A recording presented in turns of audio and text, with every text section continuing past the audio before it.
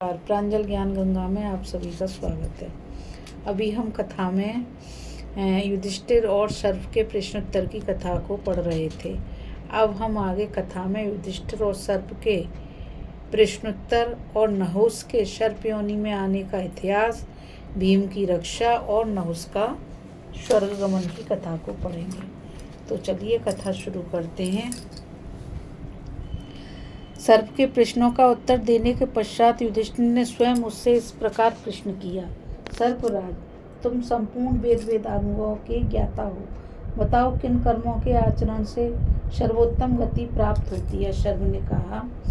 सर्प ने कहा, भारत, इस विषय में मेरा विचार तो यह है कि सत्पात्र को दान देने से, सत्य और प्रिय वचन बोलने से तथा अहिंसा धर्म में तत्पर रहने से मनुष्य को उत्तम गति प्राप्त होती है। युधिष्ठिर बोले, दान और सत्य में कौन बड़ा है? अहिंसा और प्रिय भाषण, इनमें किसका महत्व अधिक है और किसका कम? सर्प ने कहा, राजन, दान, सत्य, अहिंसा और प्रिय भाषण, इनका गौरव लाघव कार्य की महत्ता के अनुसार देखा जाता है। किसी दान से तो सत्य का महत्व बढ़ जाता है और किसी सत्य भाषण से दान बढ़कर होता है। इसी प्रकार कहीं तो प्रिय बोलने की अपेक्षा अहिंसा का अधिक गौरव है और कहीं अहिंसा से भी बढ़कर प्रिय भाषण का महत्व है।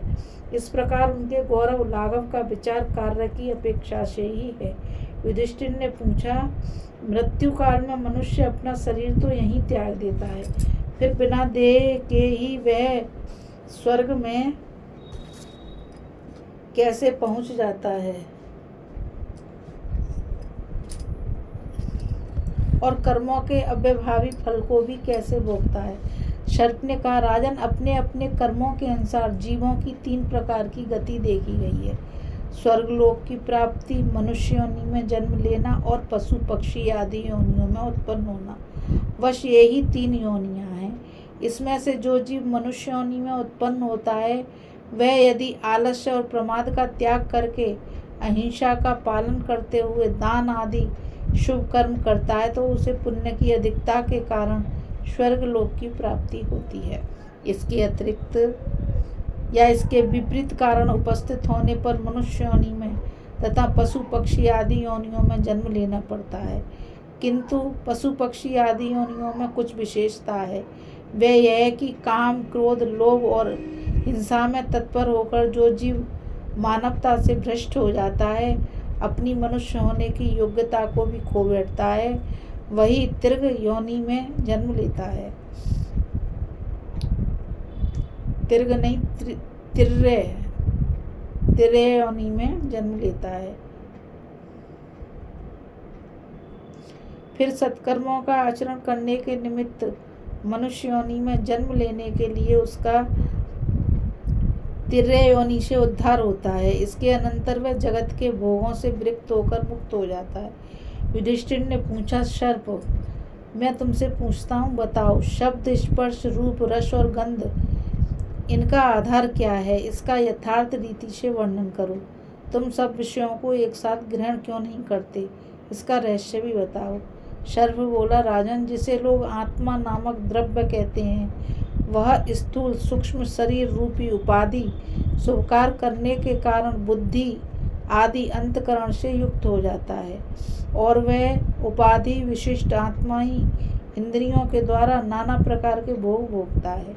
ज्ञानेन्द्रियां, बुद्धि और मन, ये ही इस शरीर में उसके करण भोग साधन है। तात विषयों की आधारभूत जो ये इंद्रियां हैं, इनमें स्थित हुए मन के द्वारा यह जीवात्मा बाह्य वृत्ति द्वारा क्रमशः भिन्न भिन्न विषयों का भोग करता है। विषयों के उपभोग के समय बुद्धि के द्वारा यह मन किसी एक ही विषय में लगाया जा सकता है, इसलिए एक साथ उसके द्वारा अनेकों विषयों का ग्रहण संभव नहीं है। जिसे हमने बुद्धि, इंद्रिय और मन से युक्त होने पर भोक्ता बताया है, वही आत्मा या अनात्मा के चिंतन में लगी हुई उत्तम अधम बुद्धि को रूपादि विषयों की ओर प्रेरित करता है। बुद्धि के उत्तर काल में भी विद्वान पुरुषों को एक अनुभूति दिखाई देती है। जहाँ बुद्धि का लय और उदय होना स्पष्ट जाना जाता है। यह ज्ञान ही आत्मा का स्वरूप है और यही शव का आधार है। राजन, बस यही क्षेत्रज्ञ आत्मा को प्रकाशित करने वाली विधि है। युधिष्ठिर ने कहा, हे सर्प, मुझे मन और बुद्धि का ठीक ठीक लक्षण बताओ।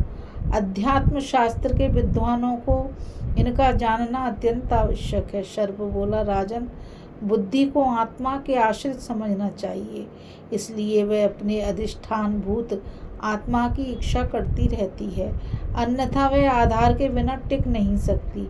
विषय और इंद्रियों के संयोग से बुद्धि उत्पन्न होती है और मन तो पहले से ही उत्पन्न है। बुद्धि स्वयं वासना वाली नहीं है, वासना वाला तो मन ही माना गया है। मन और बुद्धि में इतना ही भेद है। तुम भी इसके विषय के ज्ञाता हो, तुम्हारा इसमें क्या मत है? युधिष्ठिर बोले, बुद्धिमानों में श्रेष्ठ तुम्हारी बुद्धि बड़ी उत्तम है। तुम तो जो कुछ जानना है जान चुके हो, फिर मुझसे क्यों पूछते हो? तुम्हारी इस दुर्गति के विषय में मुझे बड़ा संदेह हो रहा है। तुमने बड़े बड़े अद्भुत कर्म किए हैं, स्वर्ग का निवास पाया और सर्वज्ञ तो तुम थे ही, भला तुम्हें कैसे मोह और ब्राह्मणों का अपमान कर बैठे? सर्प ने कहा, राजन, यह धन और संपत्ति बड़े बड़े बुद्धिमान और सूरवीर मनुष्यों को भी मोह में डाल देता है। मेरा तो यह अनुभव है कि सुख और विलास का जीवन व्यतीत करने वाले सभी मनुष्य मोहित हो जाते हैं। यही कारण है कि मैं भी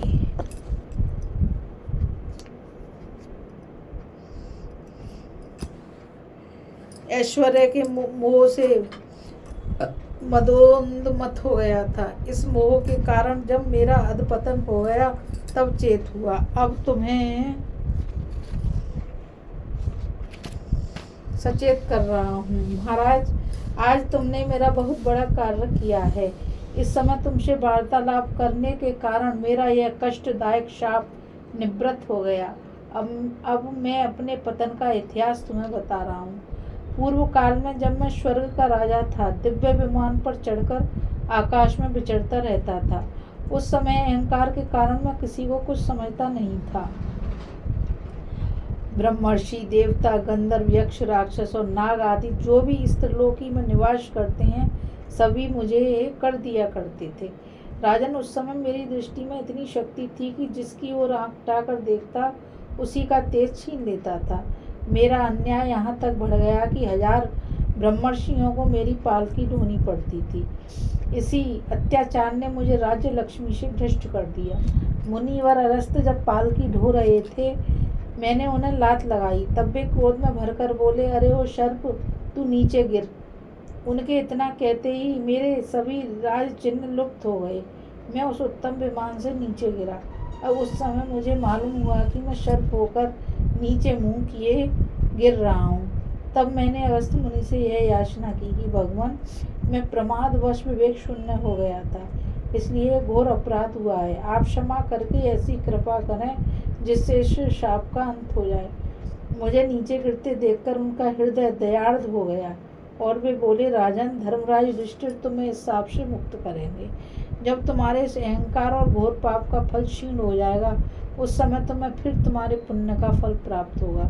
तब मुझे उनकी तपस्या का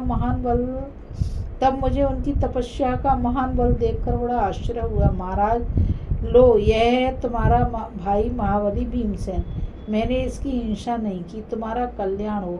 अब मुझे विदा दो, मैं पुनः स्वर्ग लोक को जाऊंगा। यह कहकर राजा नहुष ने अजगर का शरीर त्याग दिया और दिव्य देह धारण कर पुनः स्वर्ग में चले गए।